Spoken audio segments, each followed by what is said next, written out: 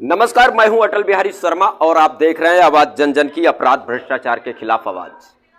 दोस्तों, मैं आपको बता दूं कि आज मैं एक ऐसे संगठन के पास हूं जो दृष्टिहीन बच्चों के लिए बढ़ चढ़ कर आगे आते हैं। आप तस्वीरों में देख सकते हैं कि ये छोटी सी बच्ची है जिसके आंखों की रोशनी नहीं है, और ऐसे यहाँ पर तमाम बच्चे हैं जो बड़े भी हैं और छोटे भी हैं। मैं धन्यवाद देना चाहता हूं अपने चैनल के माध्यम से उन अध्यापक और अध्यापिकाओं को कि जो इन बच्चों की भविष्य संवारने के लिए आगे आकर खड़ी हो गई हैं। आप देख सकते हैं कि हमारे उत्तर प्रदेश में नहीं बल्कि पूरे भारत देश में इसके पहले भी तमाम ऐसे दिव्यांग हो चुके हैं और जो इतिहास रचा के गए हैं।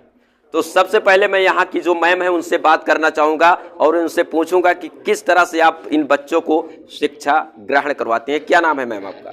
मैं डॉक्टर रमा शंकर हूँ, प्रेसिडेंट नैब इंडिया की। और यहाँ पे बच्चे आते हैं, उनके लिए टीचर्स भी हैं जो बच्चों की हर तरह से मदद करते हैं, पढ़ाते भी हैं और इन लोगों को काम भी सिखाते हैं, जैसे राखी बनाना, मोमबत्ती बनाना और भी जो बच्चे कर सकते हैं काम, वो कराया जाता है कि अपने जीवन में साधारण नॉर्मल बच्चों के साथ मिलजुल करके स्कूलों में पढ़ भी सकें और अपना रोजिका जीविका चला सकें। आप लोग कब से इस कार्य को करते रहे? हमारी सीनियर टीचर हैं, इनसे शिक्षा कैसे कराती हैं ये स्मृति जी हैं जो हमारी बहुत अच्छी टीचर हैं, ये बताएंगी आपको, और अमिता जी बताएंगी नैब इंडिया के। चलिए ठीक है, हम और हैं यहाँ पे, मैम उनसे भी बात करेंगे। लेकिन मैं उत्तर प्रदेश सरकार से कहना चाहूँगा कि आप जो है समाज के लिए और देश हित के लिए बहुत अच्छा कार्य करते हैं, तो इस संगठन के लिए और इस संस्था के लिए और इन छोटे छोटे बच्चों के लिए जो इस दुनिया को ना देख करके भी दुनिया को देख कर अपने काम को करते हैं, इनमें हर किसी के पास कुछ ना कुछ टैलेंट है। किसी को गाना गाना आता है, तो किसी को म्यूजिक बजाना आता है, तो किसी को खेलना आता है। मैं उनसे बात करूंगा। क्या नाम है मैम आपका? मेरा नाम स्मृति सिंह है। मैम, ऐसे बच्चों को आपको पढ़ाने में क्या कुछ समस्याएं भी आती हैं? समस्याएं तो जब आएंगी जब मन से आदमी नहीं जुड़ा हुआ होगा। अगर मन से आदमी चाहता है कि हम कुछ करें तो उसके लिए समस्याएं नहीं होती हैं। हम उनको देख करके भी उनसे बहुत कुछ सीखते हैं और सिखाने की बहुत कुछ कोशिश करते हैं। यहाँ पर जितने भी बच्चे आते हैं वो सभी जो हैं वो कुछ ना कुछ टैलेंट लेकर के आते हैं। एक चीज़ जाने के बाद उनका सिक्स सेंस इतना मजबूत हो जाता है कि हम जो कुछ भी उनको सिखाते हैं वो पूर्ण रूप से सीखना भी चाहते हैं और उसको करना भी चाहते हैं।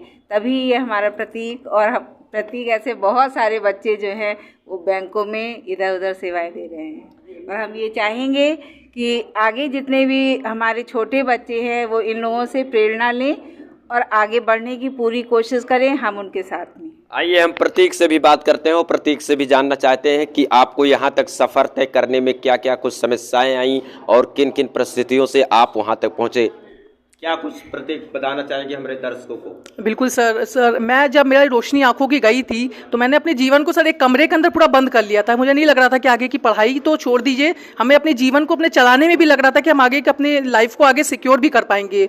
इसके बाद हमें national association for the blind, जो आज यहाँ पे हम खड़े हैं आप, तो यहाँ से हमें टीचरों का सहयोग मिला और सहयोग ही नहीं, सिर्फ हमने अपने स्किल को डेवलप किया। आज मैं तीसरी गवर्नमेंट जॉब में हूँ और वो पूरी का पूरा श्रेय नैब को जाता है, जो कि यहाँ के टीचर, वॉलंटियर्स, पूरी टीम को, कि नैब ने हमारे लिए बहुत कुछ किया। आज मेरी लाइफ जो भी है वो एनएबी की बदौलत है।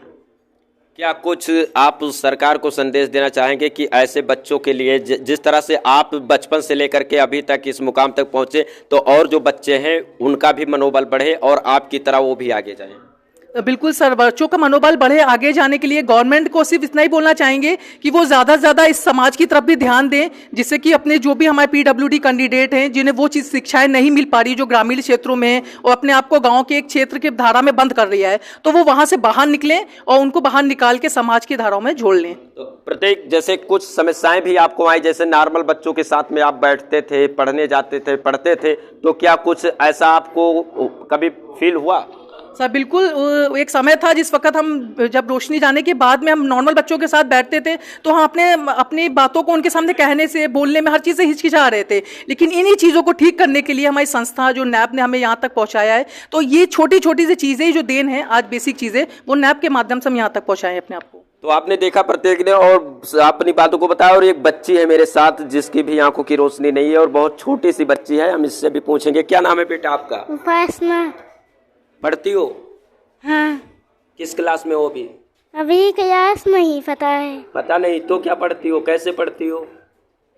जैसे मैम लिखने के लिए देती हैं तो लिख लेती हो? जैसे अपना नाम लिखना है तो लिख लेगी? नहीं।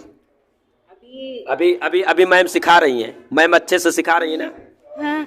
आगे आगे बड़ी होके क्या बनोगी बताइए? अभी ये बहुत छोटी बच्ची है, अभी इसको अपने भविष्य के भी बारे में नहीं पता है कि हम आगे चल के क्या बनेंगे और क्या करेंगे। लेकिन मैं सिर्फ और सिर्फ अपने देशवासियों से यही चीज़ कहना चाहूँगा कि जहाँ भी इस तरह से आपको दिखे, जहाँ भी लोग मिले तो उनका सम्मान करें और उनका जो है कहीं से कोई ऐसी बात न। एक बिटिया मेरे पास और है। क्या नाम है बेटा आपका? मेरा नाम दिव्यांशी है। दिव्यांशी किस क्लास में हो भी? मैंने इंटर कर लिया है और इस साल मेरा फाइनल ईयर है। इंटर में पहुंचते पहुंचते आपको किन किन समस्याओं से गुजरना पड़ा लगभग? इंटर पास करते करते जी पहले तो 10th में लॉकडाउन लग गया जी, तो उसकी वजह से हम पास हुए। लॉकडाउन की वजह से पास हुई। देखिए अच्छी बात है। और क्या कुछ हमारे चैनल के माध्यम से आप क्या लोगों को संदेश देना चाह रही हैं? आपके टीचर ने आपको कैसा पढ़ाया, क्या किया, आपके साथ कुछ हेल्प की? ऑनलाइन हाँ। पढ़ाई थी? हाँ। बताओ बेटा, ऑनलाइन क्लासेस हुई थी?